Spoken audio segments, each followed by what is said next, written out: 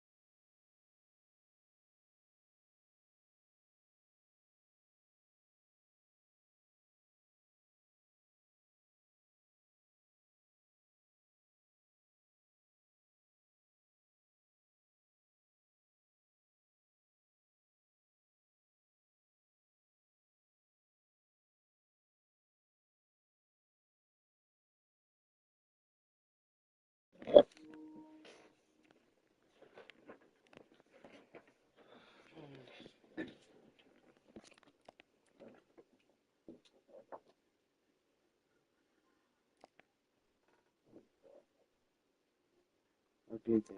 Right? Hmm?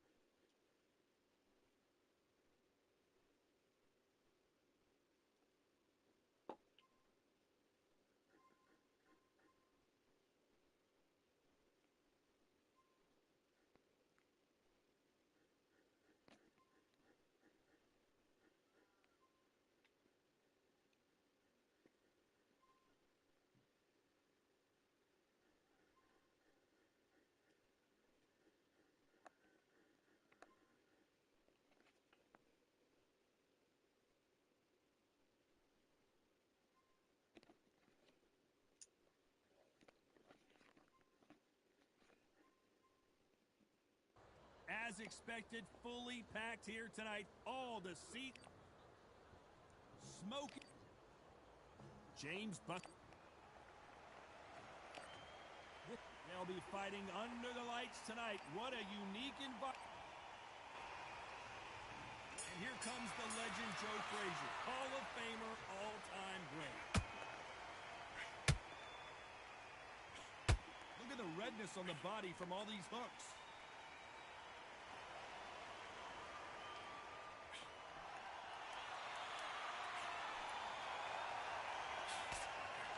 Nice idea, and that hook lands. This fighter has that swarmer's mentality, taking away an opponent's reach, hitting on the inside, and just banging and banging and banging. Swarmers, you can go back in boxing history. When you've seen them, when you've seen the best of the best swarmers going, you understand how hard it is. It looks exciting from the outside in. Can you imagine being right in there?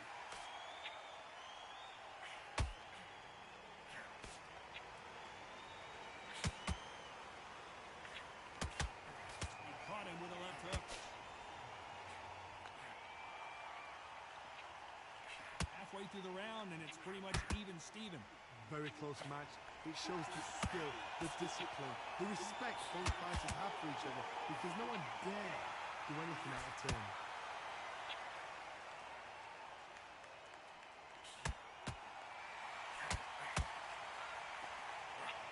Oh, and the right hook clipped him clean.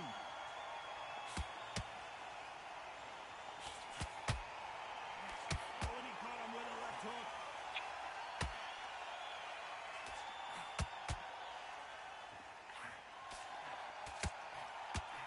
That hook scores. It's like a game of joust. They both got their swords. They're slinging it. This round's still up for grabs with just 10 seconds to go.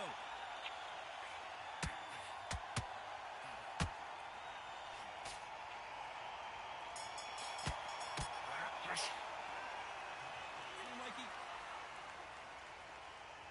Here's the bell for round 2. Well, they got battered last round. How do they turn their fortunes around? They've had 1 minute to recover. Now they've got to bluff it. They've got to bluff it. They've got to come out now and style it out. Get on the back foot, jab, rest on the jab. Be smart and pop until your legs come back. Then, put the pressure on.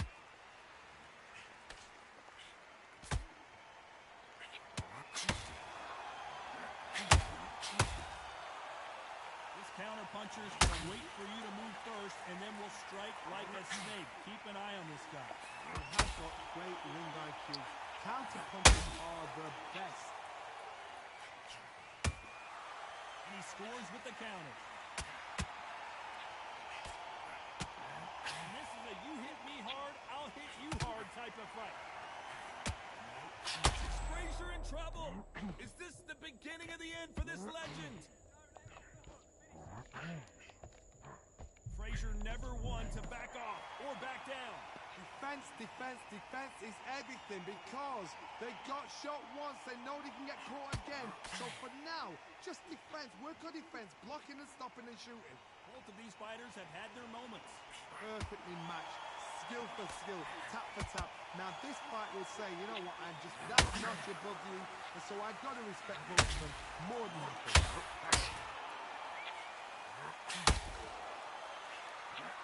Is Frazier in trouble? Frazier finally answering back. It's been a tough round so far. It's been a tough round. What do they do? What do they tell him when he goes back to the corner?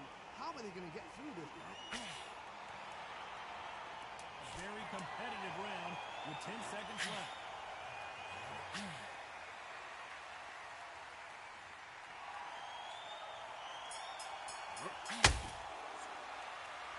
You know that.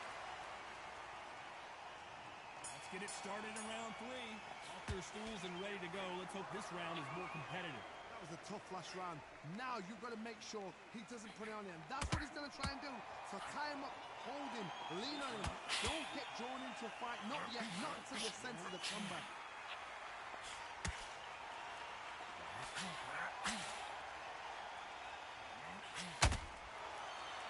Insane action.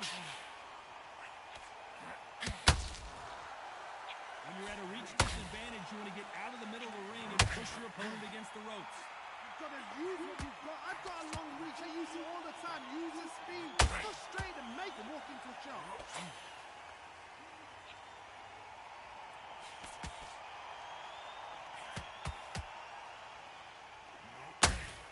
And so far, the offense has been better than the defense.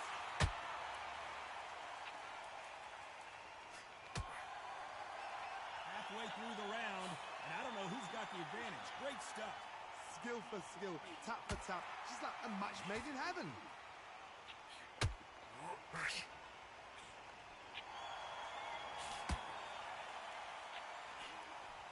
Missing with the hook.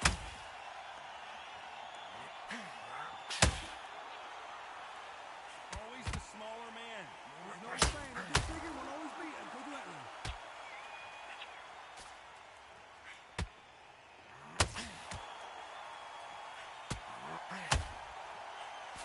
That hook doesn't score.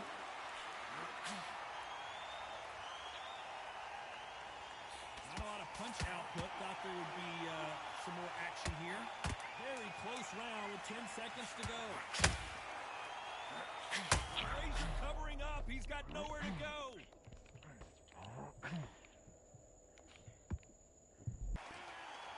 At this point, you got to... There's the bell to start round 4. That corner has got to find a way to get some momentum behind their fighter. This is one of those situations. You've just been hurt. You've got to get out there again. Be smart. Be sharp. Don't be a fool. Don't get suckered in. Make him fight. Your fight. Hold him. Tie him up just until your head clears again and your legs come back again. Because if you don't, he's going to pop you off.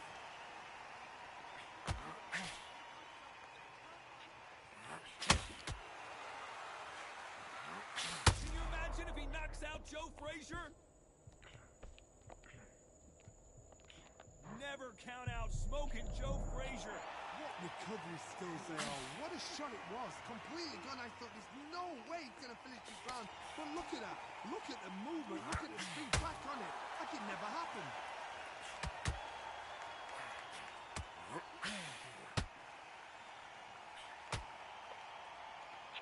Gotta let your hands go a little bit. It's okay to be aggressive now. What a round so far as we've reached the halfway point. They're so close, so close. How do you separate them?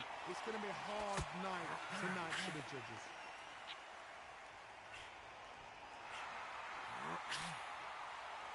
As it is in most heavyweight fights, don't blink because one big shot and this thing could be over.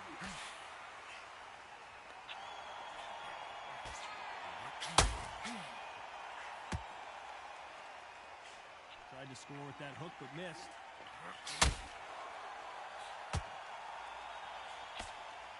Big hook thrown, but it doesn't connect.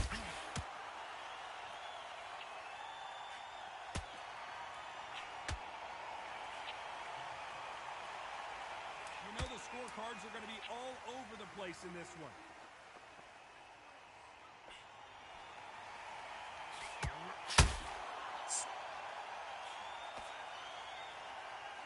That was almost...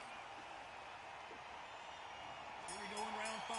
Who's going to land the first big shot? Well, there's no doubt about who won that last round. Let's see what he has for us here in the next one. Todd, my motto is, if it's not broken, why change it? An excellent last round, everything worked. Wait for the reaction. Until then, keep doing what you've just been doing because you won that hands down.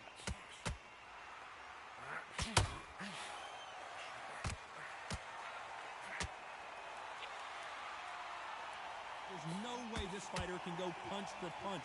Their resistance to these blows just isn't the same. Work the body, frustrate them, take the mind off the chin, take the mind off protecting everything around that. Work the body, use tactics sometimes to actually out the fight and beat them on points. Not a lot of punch output. Thought there might... Oh, wait a minute! Are we about to see the end of an era? Are we about to see Joe Frazier get knocked out? What's keeping Joe Frazier on his feet? Caught sleeping on the job. What do? You step back, steady yourself, recompose yourself, then boom, back into it. But do not make those mistakes. This is the wrong place to fall asleep. I can't believe we're only halfway through the round.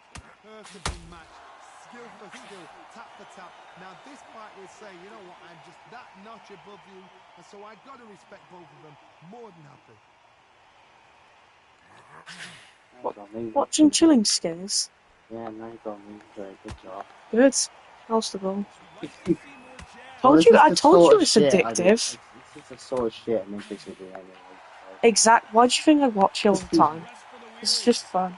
It's a shame there's not that many of them though. This usually was quite new, you know. Most of his things is from this year.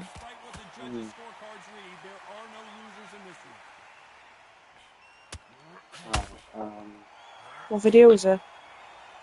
Disturbing internet anomalies. I knew you'd end up liking it. Here's the bell for round 6. It has been all one-way traffic. How do they turn this around? Now he knows he's been hurt. He's going to come out and put the pressure on. He's going to throw the kitchen sink at you. You've got to be ready for that. Don't fight fire with fire. Hold him off. Be smart because he's going to try and put you under pressure. He knows your legs are gone. He knows your head's not cleared. Be sharp. Well,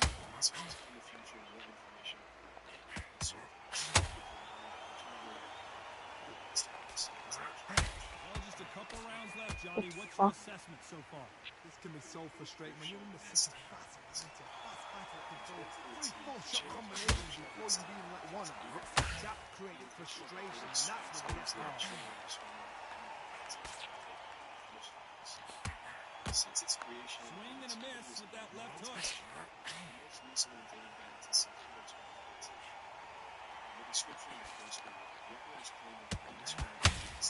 they figure out the combination to this sink? Very close match. It shows the skill, the discipline, the respect both fighters have for each other, because no one dare do anything out of turn.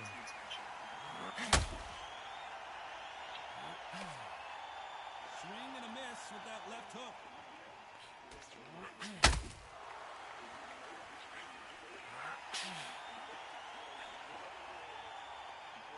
a high-octane battle. Big hook. Good thing it didn't land. You know how easy it is to just create a horror video and then put it on something and then just put in an abandoned video to try to scare someone? Like, it sounds so fun to do. Like, think about the amount of fun you could have creating, like, some huge-ass, like, ARG in real life in some abandoned building, and it ends up that you're just taking the piss. Like, the amount of fun you can have with that is so unbelievable. Yeah. Because no one will really know if you're lying or not. I mean, they'll never even know if you know, who even did it. It's fucking perfect. It's a perfect way to troll everyone. It's so funny to me. Remember the Hitman website? That's funny. I like how WWE made this one as well. I know. There's no way it's a real web. Like, it's too bait. Like, there's no way someone would be that retarded to actually make it. Oh, apparently so. I think people dumb enough to actually leave it for real. Realizing it's satire. That's so fucking stupid. Needs to put some combination work together. One punch is good, 2 punches better. Didn't I like make it for the university project or something? I think so. And it wasn't supposed to be anything.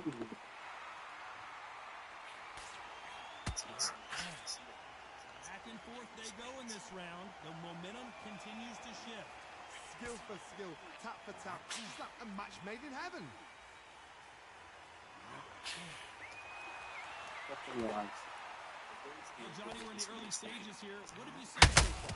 Midway through the fight, if you are tired, this can be the loneliest place in the world. If you cheated, now we're going to find out. Joe Frazier is in trouble.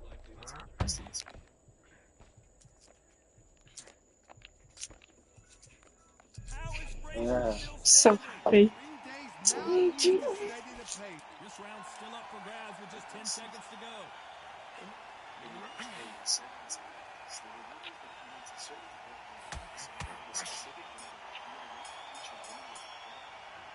a round that seemed like an eternity for them. That's kind of creepy. Round 8, and we're off again. Coming off a very tough round. Let's see what they do This here. reminds me, back then, you go to your phone, if you say, like, if you say bomb or IRA, you just know like a clip, because that's like the British Secret Service's detectives going on. Because you know, obviously they're gonna have stuff in place so if there's a bomb threat or anything. Yeah. And the IRA was a bit of a problem back in the day in Britain. There would be quite a few bomb attacks. That was when the grommets were there as well. Ah, yes. See it in the newspaper on TV every once in a while. You know. It's kind of scary though, thinking that, oh, what if this time I go into my van, it just blows up? But it's best just not to think about it and just have a cup of tea instead. And the referee's going to allow him to fight. Disagree on the exact numbering of the battle which the disturbing was, and what the exact message of the was. The common consensus was that the number was set to 202020 or a similar combination of 200. Still from the posted local information. Unfortunately, the only scene was the story of the States all the way back to the a man from Lancashire named Rob Dickinson wrote about his Dick. account Oh, fuck's sake. in the mid-70s to see if the rumors were true. Rob's account Keeping was those originally gloves up, published the in guard the high, 1980s. paying dividends as it seems that moment of trouble has a very competitive round with 10 seconds left. It's the same sort of message. There were some conflicting information. They agreed that the cold boots were located in or around the town. No surprise as we get a unanimous. These few accounts are the only official sources of information available on the surface. According to one of the most logical and believable theories that has surfaced regarding the disturbing recording, the voice was supposed to be a test not meant to be heard by the public. And it's possible that due to the bad quality of the recording back in the 70s and 80s, the voice could have been saying something completely different than what the users heard. It's possible that the voice was saying something like, "Hold please, user dialing," but because of the garbled sound of the recording, the dialer heard, "Help me, Susie's dying," and the whole story became a case of broken telephone. Can we hear it, though? Still, it's possible that some employees at the phone booth company programmed the test recording to say I want to something hear it. disturbing as a joke. I guess not. No absolute proof. Sweet Peach. Sweet Peach is an extremely strange YouTube channel created in July 2017, featuring over 17,000 videos that don't seem to make any sense. All of the videos are the same, starting with an image of a couple of barcodes and eventually become backgrounds. That sounds cool. Most of them range from 2 to 9 minutes long, and despite the insane amount of videos that have been uploaded to the channel over the years, there doesn't seem to be any sort of meaning to Sweet Peach. Many people have come up with all kinds of theories to explain the channel's purpose, but it seems the channel is most similar to another channel called WebDriver Torso. On September 23rd, 2013, Why are they all in September? Fucking hell. videos at a pretty insane rate, often every 15 to 20 minutes. Similarly to Sweet Peach, the videos consisted of simple slides with colorful graphics and constant beeping noises playing in the background. Although most of the 624,000 videos uploaded to the channel were pretty much the same, the channel gained a lot of public attention in 2014 when a couple of users found what appeared to be jokes sprinkled throughout some of the videos. As the videos gained attention online, YouTube eventually admitted that the channel had been created by their performance engineers as an internal testing tool for visuals and audio. And in 2017, WebDriver Torso stopped posting videos of the same crazy things. Still, WebDriver Torso remains active to this day, still posting videos on occasion. Considering its That's similarities to interesting. WebDriver Torso, it's otherwise, I can't really think of a good reason. YouTube's creepy. Hello, poor. I don't know if The Stinky Pete Project. StinkyPete.net is probably StinkyPete.net. disgusting websites hidden in the corners of the internet. It's not necessarily disturbing, just incredibly weird. As per the website's description, the Stinky Pete Project was created in the summer of 2000 by a guy named Balin Smith, who thought it would be Malo? Of course it's Malo. Why wouldn't it be? Placed them in his neighbor's yard to see what would happen if he let them eat them. Long story short, because he never got arrested for his antics in his neighbor's yard, he decided to turn the stinky meat project into something a little bit bigger. Over the years, Owen Smith and a couple of his friends have been taking different kinds of raw meat and documenting what happens when they eat it through locations such as libraries, malls, parks, factories, and television commercials. The whole project consists of them going back to the meat they bought from different locations, checking inside the skin it gets into, and uploading the pictures to their site, as well as some descriptions of what they had to go through for the meat to end up right there. There doesn't seem to be much more to it. The sheer effort they put into the whole thing is pretty insane. Over time, Malin and his friends have even made some merch with the Stinky Meat Project logo on t-shirts, and it appears they even have a bit of a fan base at their peak. It seems the project is not really taking off, but the website definitely still is, and probably will be for a while. Vegan Chinese. We got Chinese on the way. Chinese city of Wuxi started circulating in everywhere online. The article was covered in several news stations. All kinds of theories started surfacing about the video as well. The quality of the video itself is pretty bad, but because it was allegedly shot on a cloudy day, it doesn't look anything. Despite the fact that even sources like CNN denied it, no one really knows who shot the video or where it came from, which is pretty strange regardless of whether it's real or not. As you can imagine, as soon as some of the more credible sources began speculating on the video's origin, people started throwing around all kinds of conspiracy theories that somehow the video or footage is linked up with the events of the so-called Armenian project. According to the now deceased Canadian writer and poet Sergei Ernest, Project Bluebeam was NASA's effort to broadcast holograms of the Stinky Meat Project all over the world in an effort to tell tales of different conspiracy theories. Although this is one of the more popular theories It sounds like a regarding flat the eyed project for sure, some of the other more popular theories that have also gained traction online suggest there's a more plausible explanation for the video of the floating city. According to one of the most believable ones, the floating city is a real video of someone running through the water, which is basically an optical illusion of a world which flows by light rays and water slowly glancing through an ever-floating body of water. This phenomenon sometimes causes boats and ships in the ocean to look as if they're floating above the water constants, or that there's water in the distance in the background. Still, to say the floating city looks anything like what the proposed invasive phenomenon is a little strange, suggesting that the video could be something nefarious and unrelated to the project. Most likely. Yeah, probably. Project Nancy. In 2012, supposed footage of a secret NASA mission to Mars in 1973 started gaining massive traction online. Many people believed that NASA had launched a covert project codenamed Project Nancy in the late 60s and early 70s to get human beings on Mars and establish relationships with aliens who have the gender of humans. The footage itself starts with a blue screen that reveals the hidden Well, that technology failed then, beneath the structure.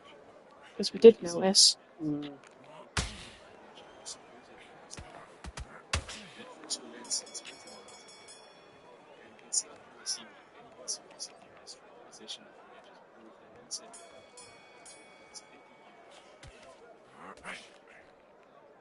That's Obviously, the probably most not likely true. explanation is that the video had an appeared manipulated. Some people have claimed that the footage is the work of a fake alien, or a small channel on YouTube that has released similar footage in the past and promoted it as real. It might also be worth mentioning that John Lumos, the YouTuber who originally reported the video back in 2012, has uploaded similar videos of questionable footage in the past. The most popular video on his channel, uploaded 14 years ago, is titled Apollo 17 Reunited, and it shows some obviously edited footage of the program. So, just with that, we have to be careful with what goes on the channel nowadays. A lot of people seem to favor the idea that the footage was created using some of NASA's still images of Mars, manipulating them with some basic editing software. But there are of course people in small pockets of the internet that still believe this is real, despite the overwhelming evidence against it. Love it.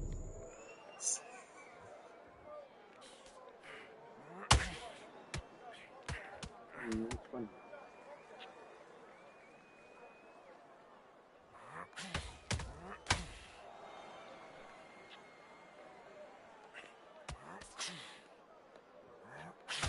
Assisted track.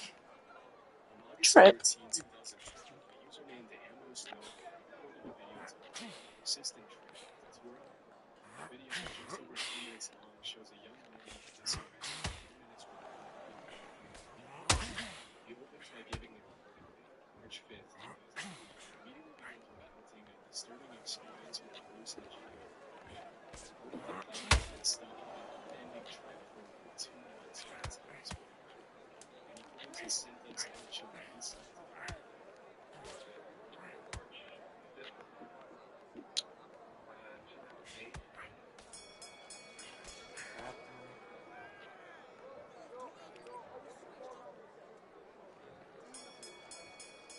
Oh, well, I'm losing this fucking online fight anyway.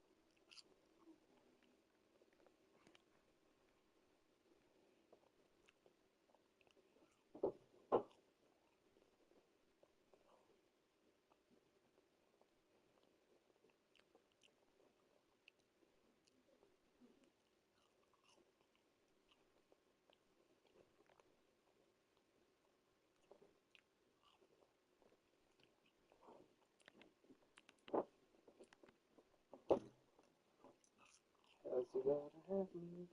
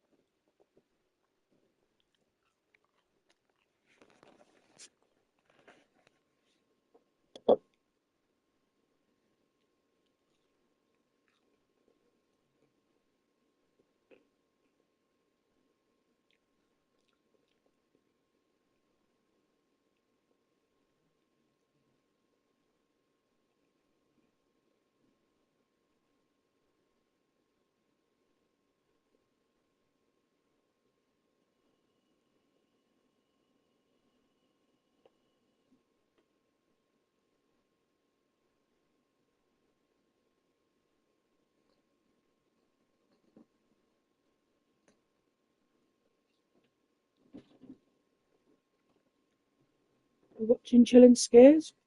Yeah. Go in the middle. Alright,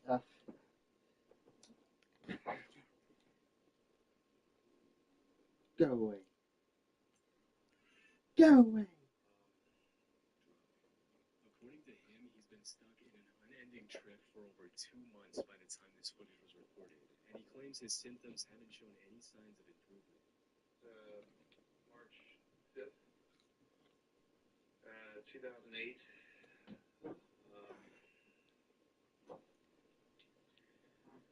Don't seem to be coming down. It's been about 2 months. I can't really go out. Been spending a lot of time in the basement.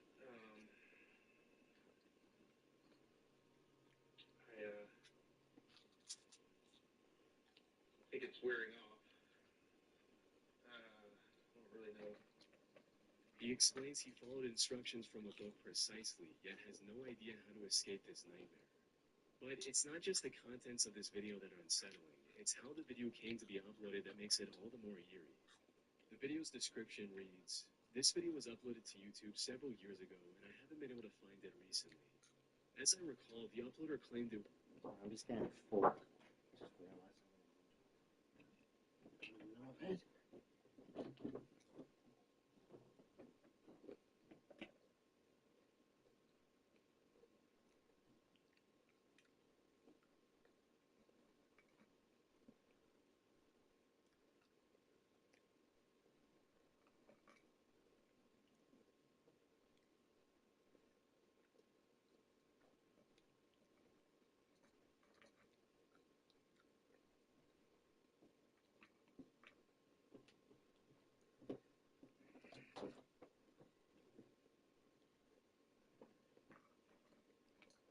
found footage. He said he found a tape on a park bench or something and was concerned about the person depicted therein. And just a few months later, another user by the name of Dizzy Doug uploaded the same video in December of 2012 with the title Endless Trip Video. The description of this second upload more or less aligns with what was mentioned in the first description, with the added information that the original footage was supposedly found somewhere in Philadelphia. Dizzy Doug also points out something disturbing. What looks like a revolver or some kind of gun on a shelf behind the man's left shoulder. Unfortunately, the resolution of both of these uploads is too low for me to identify it as a gun with certainty. But if it is, this would give this already cryptic video a very dark undertone. What really gets me, though, is the mystery surrounding it. Despite supposedly being over 14 years old and having over 400,000 views on one of its re-uploads, there's almost no credible information out there. The only other reference I found is this Reddit thread on r/videos from 11 years ago. However, even the original poster of this thread has since deleted their account. So, what's the deal with this video? Is it real or just an elaborate hoax? First, let's assume that all the known details surrounding the video are real, from what the person in the video is saying to what's mentioned in the description. The person in the video is clearly very stressed out. And while he's not going crazy in the traditional sense, his body language, refusal to make eye contact with the camera, and overall demeanor shows that he clearly wasn't 100% there when reporting. I think I boiled the roots right. I did what it says in the book.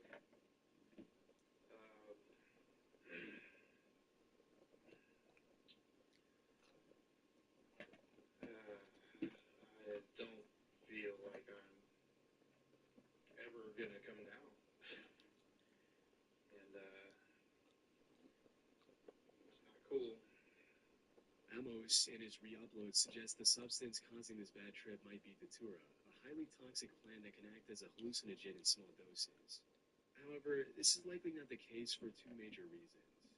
For starters, datura is a delirium with the disturbing nickname of Devil's Trumpets. This is because the trips caused by datura are extremely painful and often lead to bizarre and violent behavior. The person who recorded this video is far too composed to be under the influence of such a strong substance. Secondly, he also talks about boiling some roots to prepare whatever drug he took. Datura, on the other hand, is usually consumed through its leaves or seeds, not the roots. I think a more likely substance he could have used is ayahuasca, which is traditionally made by boiling roots and has effects mild enough that someone could record a video while under its influence. However, regardless of whichever drug he used, tripping for 2 straight months is simply not possible, and here's why. Almost all drugs wear off as soon as they're metabolized or leave the body. Then there's also the question that if he's been down in the basement for 2 months, how is he getting food or making money? Considering these signs, it's likely that he was tripping, but not for 2 months, just a few hours. Many people in the comments of the original video have pointed to the phenomenon where a trip feels like it lasted for way longer than it actually did. Though another likely explanation could be mental illness as well.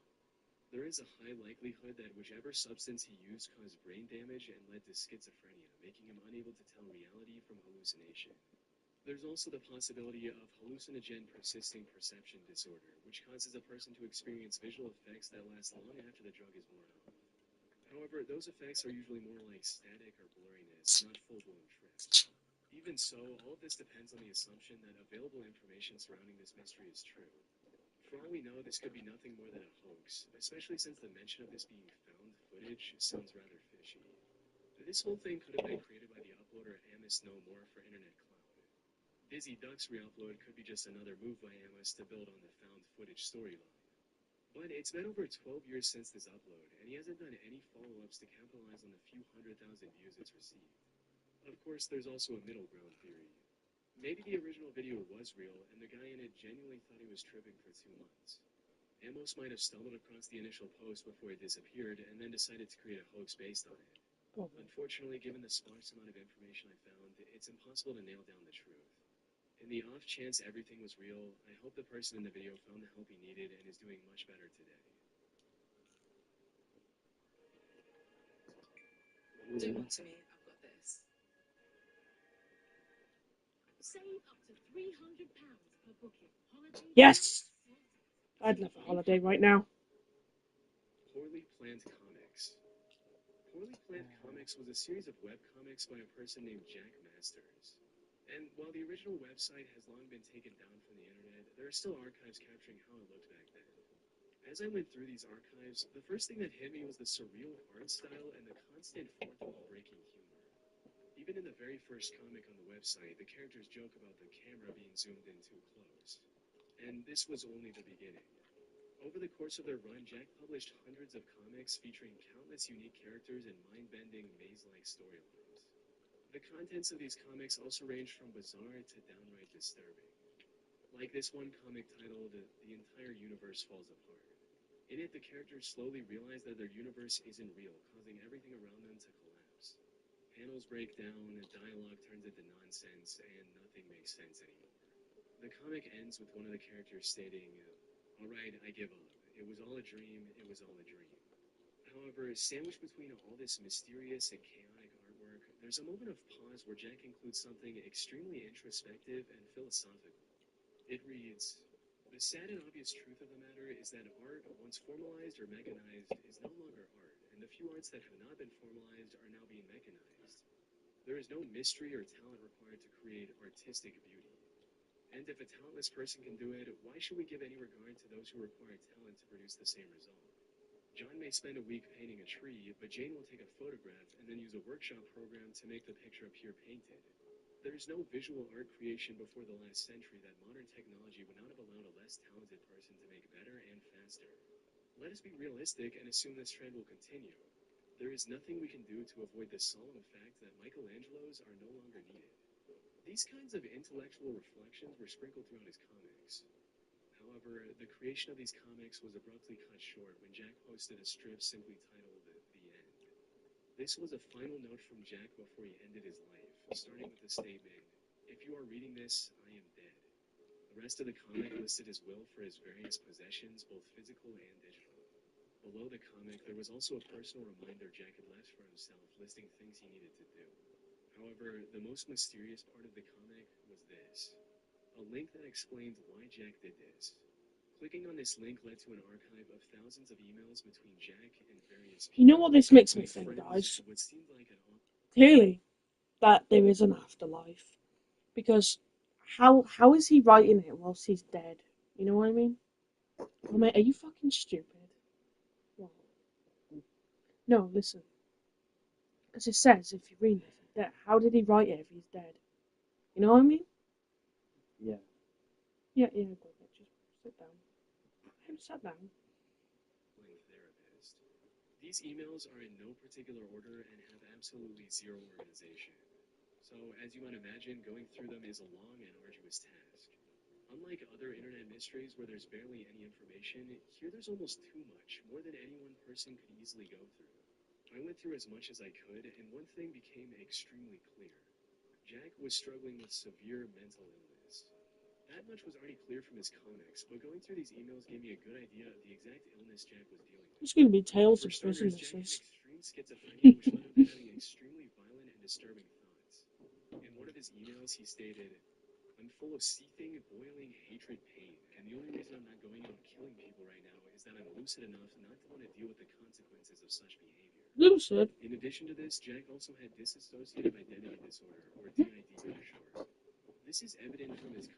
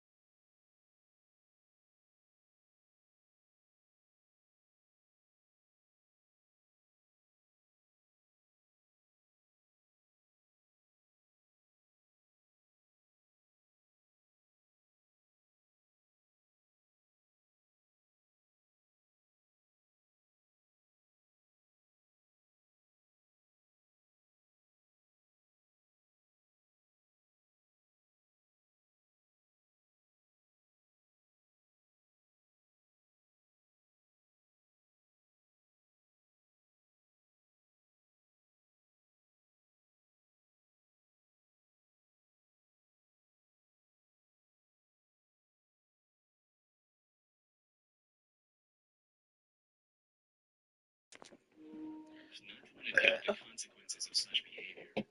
Big In addition to Chungus this, Jack returns. also had dissociative identity disorder, or DID for short. This is evident from his constant mentions of a person named Susie, which he referred to as his best friend and better companion than no one. But I'm certain Susie is not a real person because in one email, Jack mentions how he feels something is slipping away and Susie taking control.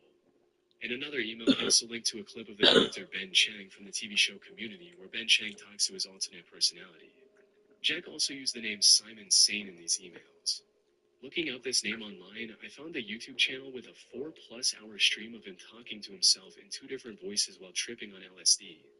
Don't do it. This man's nice to everyone. Don't be polite. I think there may be an overgeneralization. Well, whatever. That's just so. This theory of Jack's complex mental state was pretty much confirmed by the comment that first brought this mystery to light in the first place. In December 2016, someone on r/ask Reddit asked about the creepiest things on the internet. In response to this, a user named Jess248 posted a link to the original Poorly Planned Comics website and also shared a personal anecdote about Jack, stating, "Might not be the creepiest, but I can handle a lot of disturbing things. This one got to me. A childhood friend of my husband's. The guy was insanely brilliant, literally. Husband lost touch over the years. These were his comics. The very last one was his self-assassination note. They had the memorial at his condo. He had Condom. blocked out all the windows and wrote in Sharpie all over the walls. Sorry, his habit. It was his breakdown, trying to find meaning before he took his life. One of the most heartbreaking things I've ever seen. And while everything that I've covered so far might seem like a lot, it's only the tip of the iceberg when it comes to the amount of comics, emails, and videos Jack left behind. Not to mention things that aren't explicitly stated in his work, like his obsession with the 1985 book called Maze. Maybe one day people... I'm amazed by that. Complete Jack's story.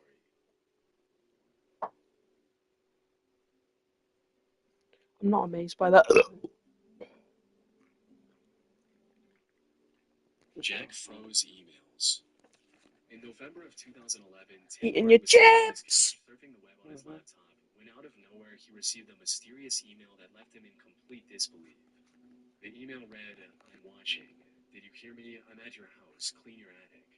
Now, receiving an email like this would make most people think that they were either the target of a prank or had a stalker lurking nearby. But for Tim, both of these possibilities were completely out of the question, because the email came from his friend Jack Froese, who had died about 5 months earlier. What made this particularly convincing was the bit about cleaning the attic. Just weeks before Jack's death, he visited Tim's The crowd attic, has and they been joked waiting about for this what one for a very long while time. Tim was We're still at trying to Brooklyn figure Hall. things out, I'm Todd Jack's Grisham. cousin, Jimmy, Alongside me also is received Johnny a McGraw. Nelson. Hi, Todd. Nice to be here with However, you. this one was It's even more time now mysterious for our than the last tale one. of the tape. Hey Jim, how you Here he doing? comes. I knew you were gonna break your ankle. The I tried to warn you. Gotta be careful. Tell Rock for Just me. one of Great the stuff. hottest. You're welcome. Couldn't get to it This is a too. little bit creepy. Expecting an all-action Now, the slugfest. simplest explanation for these emails is that Jack had scheduled them to be sent before he passed away. However, this theory has Nice two job major getting that punch flaws. through. You see, Jack died of heart arrhythmia, a condition where electrical signals that tell the heart to beat don't wake up. This happens mostly out of nowhere, and there's no reliable way Straight to right, detect just this. misses. In other words, Jack had no way of knowing that he was going to die before the doctor had to speak to the Off the doctors. charts action from Secondly, both though of Jack's these body fighters. limits he received since the two top fighters only died before Jack's death, there's no way to rationalize the amount of Jack received. He's Similar. split about 2 weeks before Well, there's receiving no it. business Doing like 5 show months business, after and his this death. is the most So, unique play unless Jack anyone was will super ever see in this pursued, theater. he Mano a was mano. This is that place you want to say, I thought, This leads us to I the second seen theory, you, and and another now reason we it's are so much here. preferred to believe that this was Jack's reaching out to them one last time for the end of the world. Nice hook there.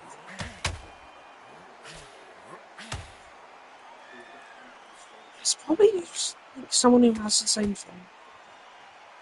Big shots from both these fighters. Got to be careful. Perfectly matched. Skill for skill, tap for tap. Now this fight will say, you know what, I'm that notch above you, and so I Well, believe yeah, you no can shit. hold them more than Most happy. of both Tim and Jimmy had access to Jack's email. Exactly. This also explains the inclusion of this inside Jack's email. Another thing I noticed while looking into this incident is that Jack's name is spelled incorrectly in the signature of both emails. It should be F-R-O-E-S-E, not F-O-R-S-E.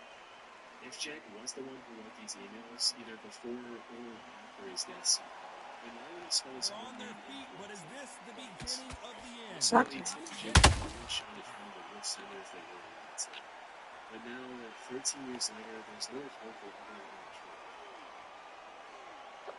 It's pretty fucking Grateful obvious. for the hitchhiker. On June 26, 1995, around 1:30 p.m., Virginia State Police responded to the report of a car crash A near lot the of small work town needs of to be Victoria, done in this Virginia. corner. Two The knockdown. Volkswagen Vanagon involved in the incident was completely wrecked from the Here we front go. due to a Round collision two. with both side Who's going to shoulders. land the first big And shot? since neither of the two Barely passengers survived. wore a seatbelt, both of them were partially ejected from the front windshield and were deceased by the time police arrived. One of the victims of this crash was quickly identified as 21-year-old Michael Baker, a student at the University What of you call South me? Carolina. However, every effort to identify the second guy proved entirely fruitless. His face was heavily disfigured during the crash, and he Back didn't on have their the feet, eye. but how long will Police they were also stay unable to there? find any matching Now it's about fingerprints in getting the back to the evidence. corner, freshen Michael's up, family also had and very new little instructions insight given into to you, and they've got to do Police what think they've both got to tell Michael you what and you're his doing crew wrong in and person what were you're wearing doing the right. same tie-dye t-shirt with the logo of the Grateful Dead written on it. After searching the bodies, police found two disheveled tickets for the Grateful Dead concert that took place a day prior So to much the for scene. boxing. They This also is found a a fight handwritten note match. which stated, Jason, sorry we have to go. See you later. Caroline T. and Isn't Caroline interested L. Call in me winning maybe. rounds. He just Further wants to win investigation the leads fight, to the and he's not conclusion going that to do this it on the unknown scorecard, batterer was Johnny. simply a He hitchhiker. needs a KO. The two When it's likely not Hedgehogs. comfortable for some fighters, they need to feel for the the blood, crash, the the police crunch. determined that it was They simple need to cause get that related win. to the scene. Need to pick things up here in the second half of That's the it. round.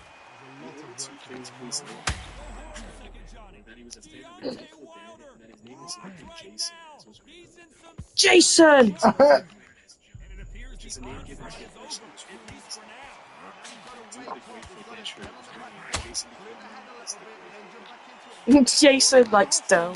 Go home, second Johnny. Yes, he likes bread and Deontay shit. Wilder just got Yeah. clipped. That is until 2012. Raw The National Center dough. for Missing and Exploited Roll Children down. released Just one official punch away information from on the getting those Jason's incident. men back. epic. This Both. attracted the attention of everyone at the What a time, shot. Even though he screaming, lost the "He Hydra. didn't find his Yeah. person, No so he way settled he's for going a to finish losing this round. recommendation But instead. look at that. Winning Not in the person best by of knockout rounds in with 10 super seconds to definition go. surrounding the fight. Zombie began seeking the internet Down for any goes useful information Deontay. they could find, and also founded a subreddit solely dedicated to finding the real identity of Jason. Zombie also created this Jason missing Forces. person cipher search Jason page, Forces. which included all the available information as well as a link to contact Zombie. The poster had a catchy title which read, "Can you help give him back his name?" Surprisingly, this poster went super viral across all social media sites and finally led to a breakthrough. Clearly his opponent Not was after too the much poster for was him and he published, a fought man in on the the scene pound. contacted Zombie and claimed that he knew who Jason was. According to Steve, And his that full is name was that. Jason They Callahan. surrender. Now the only thing left to find was any living family members of Jason. Fortunately, Jason Forces. in January of 2015, the following was posted after seeing the missing person poster on Facebook. OMG, this is my son Jason Callahan from Myrtle Beach, South Carolina. I've been looking for him all this time with his Facebook page, and after all the years of praying for him to just call me or come home. Apparently, Jason had left his home when he turned 18 and was traveling around the country on his own. All this time, it That's looked not that safe. Jason was dodging her calls and simply didn't want to return home. With that, after 2 decades, one of the most mysterious John Doe cases was solved. Though it is sad to think about his mother, who thought that her son was alive, only to learn about his death through the internet 20 years later. Indianapolis Wrecking Ball Theft. In the 1970s, newspapers in the Indianapolis region reported the most bizarre theft. Someone had apparently stolen an entire wrecking ball without getting caught. This became a big mystery at the time, and it's still a mystery today, nearly 50 years later. So, what happened? How could something as massive and heavy as a wrecking ball vanish overnight? Before we get to that, it's important to mention that the facts surrounding this mysterious theft are very inconsistent. Some sources claim that the ball was 5 tons and 200 feet in the air. Other sources say that the ball was only half that weight at 2.5 tons. I didn't know Eggman got There's also a kidnapped. mystery surrounding the date of when this event Oi. happened. A newspaper Guys, reporter Eggman said found his the first incident word was an from hour July in. I'm 1973. impressed with you, Eggman. You've just kept quiet. However, Reddit found the mention of this mystery in a book, which listed the date as 1974 instead. This book also listed the weight as 2.5 Years tons out. instead of the 5 tons mentioned in the newspaper, adding further confusion. This might not sound like a big deal, but a difference of 2.5 tons can make a wrecking ball much easier to steal with a truck and a well-thought-out plan. The bigger question, however, is why. As the 1973 newspaper states, I can't figure out what someone would do with a 5-ton metal ball. Well, there are a few prevalent theories on it. What do you do with an One of Eggman? these theories Junior, you would speculates that know. this was the work of a rabbit hole, which is just cartoonishly evil enough to be true. But the thing is, melting the wrecking ball to sell the steel would have been too expensive, and it's highly unlikely that they had a crane lying around to use with the stolen wrecking ball. So, if this theory is true, the only possible explanation is that they stole the ball to slow down the rival's work and cause financial trouble. This also checks out since, according to the 1973 newspaper article, the ball was stolen during a demolition job.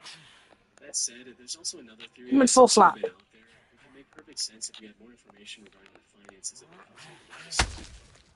According to this theory, the company stole its own wrecking ball and hid it somewhere as a form of insurance fraud. Also, while researching this topic, I came across a similar incident that happened in Dallas, Texas in 1978. If the wrecking ball theft in Indianapolis was truly for insurance fraud, maybe a demolition business owner in Dallas saw its success and decided to do the same. If this happened so long ago, and there's very inconsistent information on it, we'll likely never know what happened to this disappearing wrecking ball. Balls. Ah! Well, the ball was right there. What? Just shush. Shush that. Shush up, yes. Check if the stream's on. I'll have it playing now. Should I just... Yes.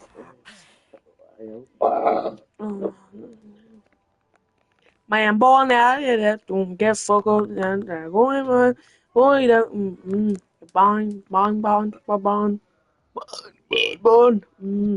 bond, bond, bond, flying in my bond. Here comes the boom. Us, brilliant.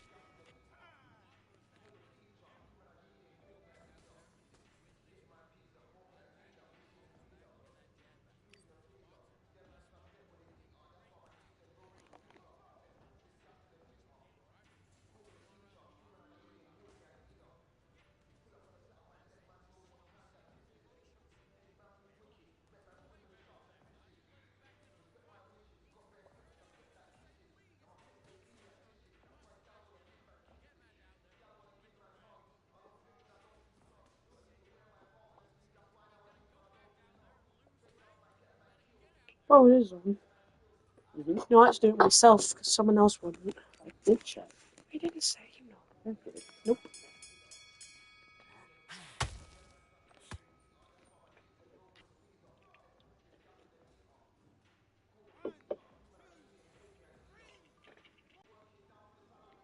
Oh, I did. BeautyandChaos.com. What? BeautyandChaos.com is a website that was created back in 2003. The text on the landing page reads, Great Beauty and Chaos. And after clicking the link, you'll be taken down an endless rabbit hole of seemingly random Rabbit season! pages. Some of the pages look normal enough, but others contain mysterious images Ah! and strange messages. What makes this website so unusual is that every time a page is refreshed, a different version of the same page appears. In other words, no two website visits are exactly the same, and many people have reported that the deeper you go into the site, the stranger each page becomes. If you click on enough links, you'll most likely end up on a page with an unsettling message that links to even more pages on the site. Like this one, for example, with an open paragraph addressing the reader as Little Baby. There seems to be This reminds me of the Japan woman. page order, but I couldn't really make sense of it. At first, it looks like every link leads to a page that shares a common word with the previous one, but eventually the order of the pages seems to become random. Disturbingly, some of the links open pop-ups and prompted downloads that the computer instantly blocked. I didn't see what these downloads were, and I wouldn't recommend trying it. This was one of the creepiest pages I found, which alternated between a series of chilling messages like, life is simply a tangent on the way to death, and you're already dead. It only works when penis Clicking peep. around on the website for a while, I noticed a small link in the bottom right-hand corner with the name Paul Gronkowski. Mike Krasowski. With an introduction and an explanation for some of the website's features. According to the blog, Paul Gronkowski is an engineer at IBM and a web developer that created BeautyandChaos.com as a way to willingly defy internet conventions. It says it does this by exploring the results that can emerge when a collection of images, words, sounds, puzzles, and thoughts are allowed to roam free on the There's also multiple links on the blog that lead to some of the artists' other websites, but they all eventually end up looping back to beautyandham.com. At first, the blog seems to clear up a lot of questions, but one question that isn't answered on the blog is, if all the pages are randomly generated, why are there so many pages with dark, creepy messages of death, pain, and desperate cries for help from viewers?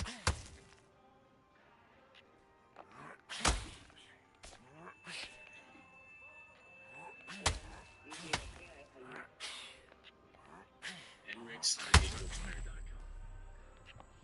Although Enrix.angelfire.com was taken down back in 2018, many theories regarding the meaning of the site are still surfacing today. The homepage showed a picture of a woman in a doctor's coat next to a description of a disease called Enrix. According to the explanation translated into English, Enrix and Goerix syndrome are diseases that stem from a genetic mutation in glandular tissue cells. The strange thing about this website is that Enrix and Goerix syndrome don't actually exist, which has made a lot of people wonder about the real purpose of the site. At the bottom of the page, there's a series of numbers that look like coordinates, which correspond to a street in Ontario, Canada, right next to a church. There doesn't appear to be a connection between the website and the location. Eventually, people started noticing that there was a lot more to this page. For example, if you click on the picture of the woman, her face starts to get distorted. With every click, her face starts to take on a more disturbing appearance, and the text becomes corrupted until it's pretty much illegible. After clicking on the image 5 times, a page with a picture of a smiley face comes up.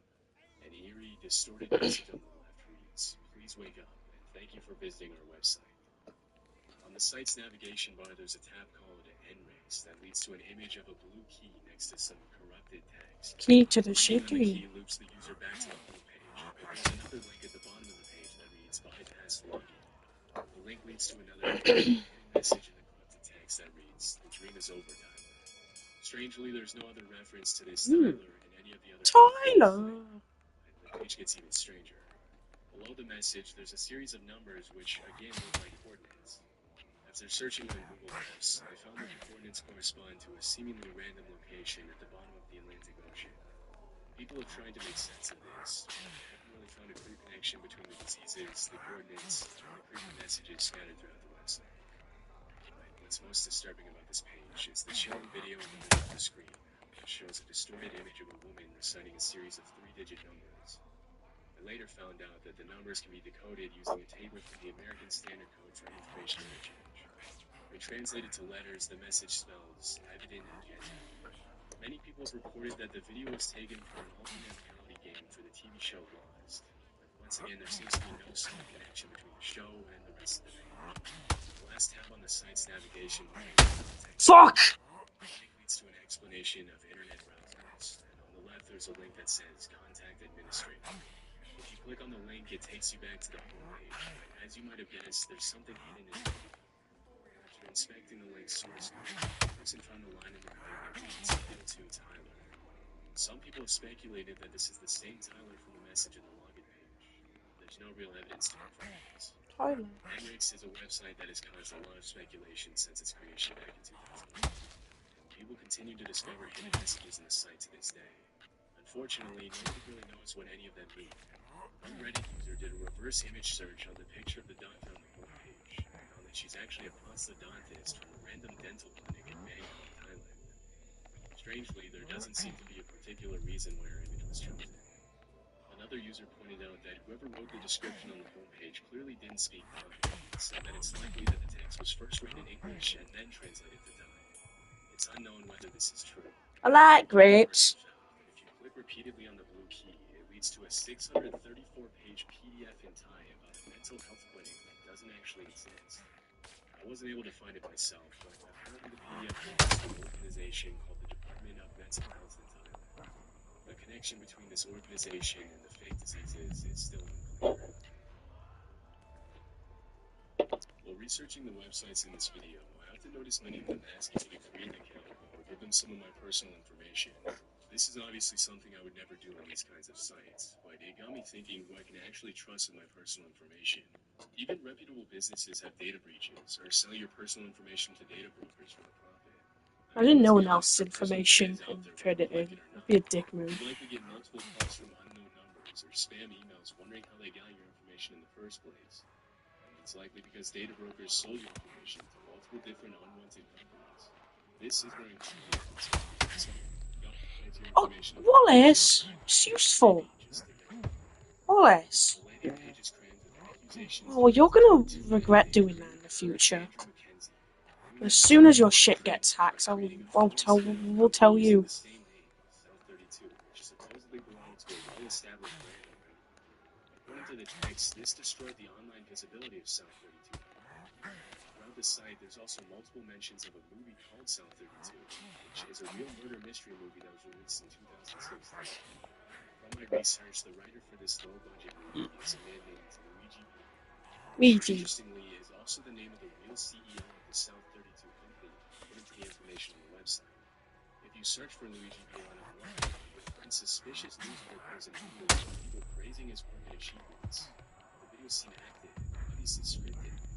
It was later found that Luigi Piano is not a real name, but a fake name used by a man named Saeed Yomtobian to cover up in one of the most notorious domain squatting schemes of the century.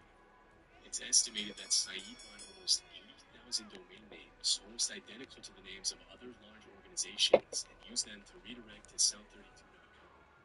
For example, he owns USAArmy.org, and upon entering it into Google, will redirect you to South32.com. Once he bought the domain names, he was known to upload cryptic messages and disturbing text and images to the site under the other company's names. This would eventually force the companies to either sue or buy the domain name at an inflated price, which is exactly what he tried to do with South32, a multi-million-dollar mining company based in Australia. The mining company refused to buy South32.com and instead used the domain name South32.net. Pooey. 1 year later, Yom Tobian released his film and used the same name for it. Allegedly, he did this to have legal justification for owning that domain name and avoid getting sued. But if you search for Saeed Yom Tobian online, you'll find that several companies such as Fox Group, Playboy, and Bank of America have already sued him and won. Considering how expensive it is to maintain 80,000 websites, which can easily cost hundreds of thousands of dollars annually, it's hard to know why Saeed Yom Tobian would do something like this.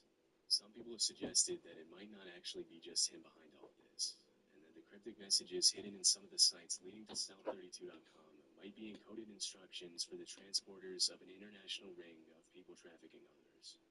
Other theories suggest that it's all a massive marketing ploy for the South 32 movie, but it wouldn't really make any sense to spend hundreds of thousands of dollars to promote an unknown, low-budget movie that was released 7 years ago. For almost 10 years, people have tried to make sense of South32.com, but haven't really ever gotten a solid answer. Not that kind of vacuum. Gandalf. Gandalf.com is a website with a single image of a painting of a creepy woman at the end of a long wooden hallway on the homepage. After clicking on the image once, a message pops up that reads, "Gandalf is busy, please go away." If you click on the image again, it brings up the link to an email address. Some Reddit users have reported sending emails to that address to ask the website owner about the website this. Nobody has ever gotten a response back. Using the Wayback Machine, I was able to see some of the previous versions of the site.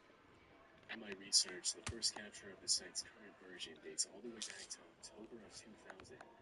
Apparently, the domain has been active since 1998 and used to belong to ITEL, Canadian Telecommunications Company. But the domain was later bought by the current website owner, and the site has stayed exactly the same for almost 23 years.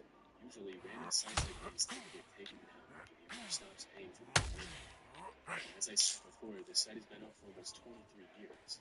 It's unclear why someone would pay to keep a website like this up for so long and never respond to the emails that users send to the listed address. Many people think that the website owner only bought the domain name in the hopes of selling it to the treasury price, which was very common in the early days of the internet. This is obviously illegal. The fact that the site went up after it was announced that the Lord of the Rings saga would be in the movies makes this a possible theory.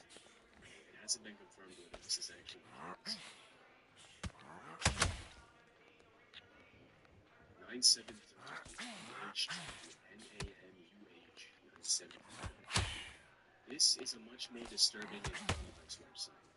The website's name is actually the words "the human" spelled backward, and upon visiting it, you'll be met with this upside-down triangle showing one letter being removed from the word abracadabra in try. The first couple of pages on the site are a little strange, but not exactly creepy. And as you go deeper into the site and start to navigate the links hidden in each page, the more unsettling the images and text become. With over 100,000 active pages on the site, and very little explanation for each one, it's almost impossible to know exactly what the purpose of the site is. There seems to be pages upon pages of mathematical equations revolving around the number 9, as well as obscure references to the Bible, Hinduism, Egyptian mythology, and occult spirituality. The equations, which are sometimes expressed in mysterious images and numbered grids, seem to be some sort of complex mathematical proof. With so many pages, it would have been impossible for me to make sense of it all. After a while, I came across a link that led me to the website. This is where it gets a bit disturbing. Some of the language the site members use on the forum is pretty cryptic, just like the rest of the site.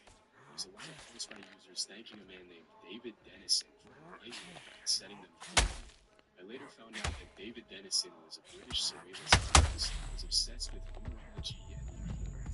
He was the owner of the website, and although David has been dead for 9 years, the website is continuously 9 updated, and the years. forum is still very much active. The mysterious artwork scattered throughout the site were all painted by him. It's hard to see a clear connection between his art and the equations and the religious references I found throughout the site. The most disturbing message I found on the forum was posted recently by a user named White Rabbit, who claims to have had an epiphany after solving the site's complex numerical puzzles after 5 years of studying the website. The message reads, "I will be frank. I spent at least 5 years studying this website, and a lot of hours to guide myself through the things. I can tell you the results, like Undisputed, and religious concept that affected me in a strange way. David Dennison, the creator of this site, was more than just a mathematician, risk taker, and equipment, but someone that is very versed in alchemy. This site was a puzzle, a maze, with a series of dead ends and one path to navigate through it. Yet the ironic part of it is one of those puzzles where you start at the beginning only to end up at the end. The only exception is that you have the key to the puzzle, which is right in front of you the whole time. It makes perfect sense. I won't post the result here only because it works too well. I am happy to answer any questions that pertain to this site. But if you want to know the answer, do not give up on the text that come after. Hopefully, speaks to the focus. Not a lot is known about this site. Many people have claimed that the forums are used as a way to recruit people into a cult. Some of the forums users have confirmed. If you choose to visit this site, careful not to give away any personal information on the forums. I wouldn't recommend registering as a member either. Make sure not to use a login and password that you use for other sites if you do. Looks like I know what we're doing today, Julius.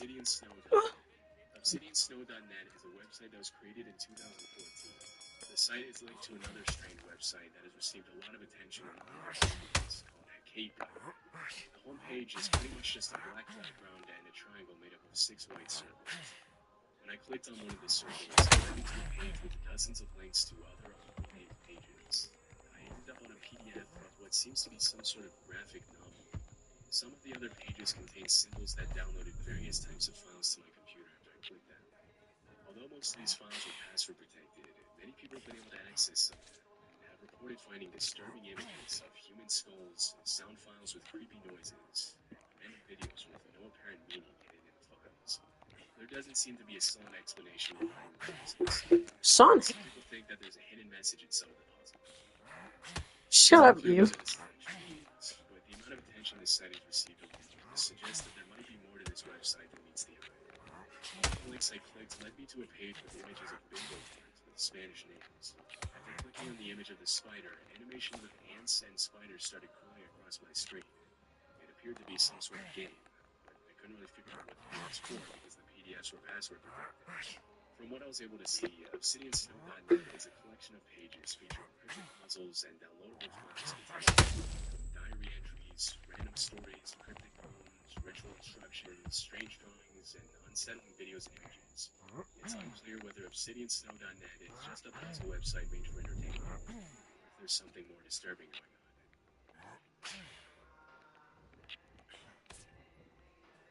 on. It's all been...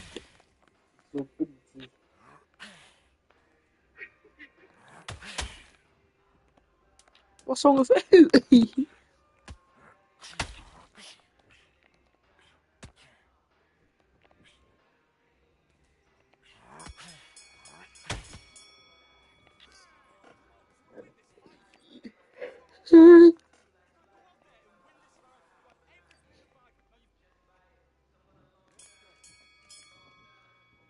Let's go. Can we just need some sugar? Let's take it to. What have we got here? 2013, Reddit account that's since been deleted made a post on the Let's Not Meet subreddit. r/Let's Not Meet is a subreddit where people share actual true scary encounters they've experienced. The poster explains how he had just found the subreddit and wanted to post an experience of his own. He lived in Brisbane, Australia at the time. He recalls how his dad had just purchased Foxtel, which was cable TV in Australia. Only the TV in the lounge room could use the cable box, but the poster really wanted to use it in his room downstairs. He didn't want to buy a second cable box, so he instead opted to buy an AV transmitter, a much cheaper option. An AV transmitter was basically a two-part piece of hardware. One piece would connect to the cable box upstairs in the lounge room, and the other would connect to the TV back downstairs. It would then transmit a wireless signal. This would allow him to receive a video signal to his TV downstairs. The first image in the post shows the TV in the room on the dresser. The poster goes on to explain how he and his sister were the only ones home when he decided he wanted to try and set it up. He connected the AV transmitter to the cable box upstairs and to his TV downstairs, but it wasn't working. He tried changing the channel, switching around the cables. Nothing was working. That's when he remembered that the cable box upstairs wasn't even plugged in, so obviously it wasn't Dumbass. but the screen then started fuzzing in. After a while, a bedroom could be seen on the TV. Immediately, he pulled out his phone and took a picture. At first, he thought it was his bedroom, so he ran out. He went upstairs to tell his sister. They later went back down. The TV was still getting a signal, but they had no idea how.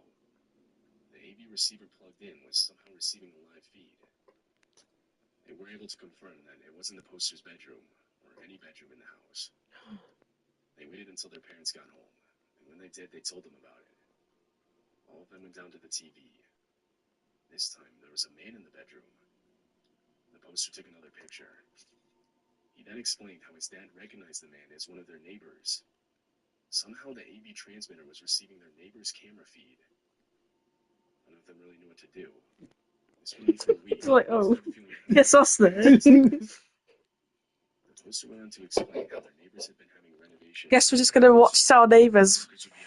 But did he just sit down there and start screaming out? And you just watch it. Still showing their neighbor's bedroom. This time they saw their neighbor's plumber. What a pleasure it is to be here in this environment.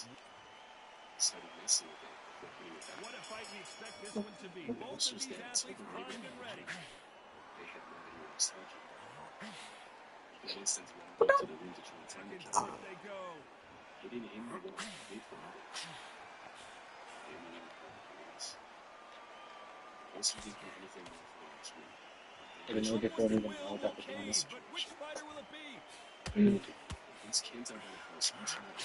The plumbing In room. particular, those were right next to the Yeah. center. And the world's strongest man, and Eddie Hall goes down. Man was discovered to be the bomb. He had implanted the camera. Why'd he do that? That's where the post ends. In a reply comment, the poster confirmed the man was arrested. He doesn't mention the picture. What is the title of this video, Preston? And are ready to go This post was again. replied by Calm down. original Make question. the most of the count. Race Get up TV free and move. story. Get behind the referee. Save yourself a bit of time. You just need to make your way back to the corner. Somehow get to the end of the round. The halfway point was no doubt. Which shows a video he took as supporting evidence. The stunt shooter was experiencing as he years old. It was 11 p.m. He was walking his dog with his mother in his neighborhood, which was in Lansing, Michigan. He said it was quiet there. The son of the was whistling something from the nearby swing. So back into the fray again, but how much do they have left? First, it sounded Corner need to think nice and sharp. They know their fight. They know what their fight's capable of doing and what their fight is. He remembers his mother looking very concerned, leading the chain of directions back towards the house. That was the first experience. The second happened 2 years later. He was again taking his dog for a walk at a later night. This time alone. He heard the whistle again. He even remembered how for the first time he heard 2 years ago. He walked back to the house. You heard that right, ladies and gentlemen. He was now 24, moving up from machines. For the 4th of July, he and his girlfriend decided to sit along the bank of the Missouri River, a somewhat popular spot to watch fireworks from a distance. Most of the other people had moved upriver to get a better view, leaving them pretty much alone. That's when he once again heard whistling, reminding him of Pardon? the experiences he had years ago now when he was a kid. Pardon? This time he pulled out his phone and started recording. He picked up the whistling. He What? attached the recording to his reply comment.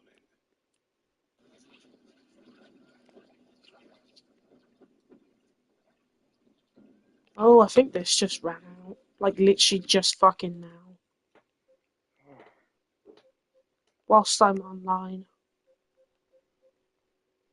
That's a pain in the fucking ass.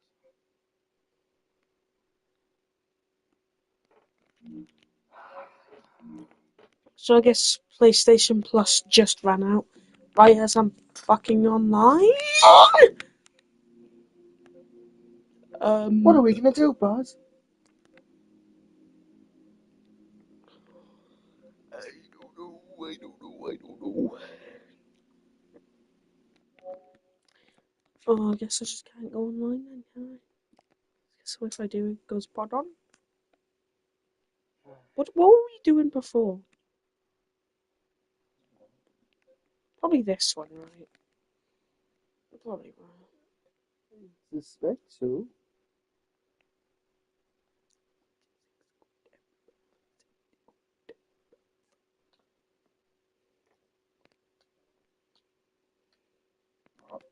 Five.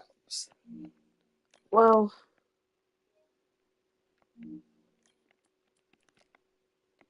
that's a bit annoying.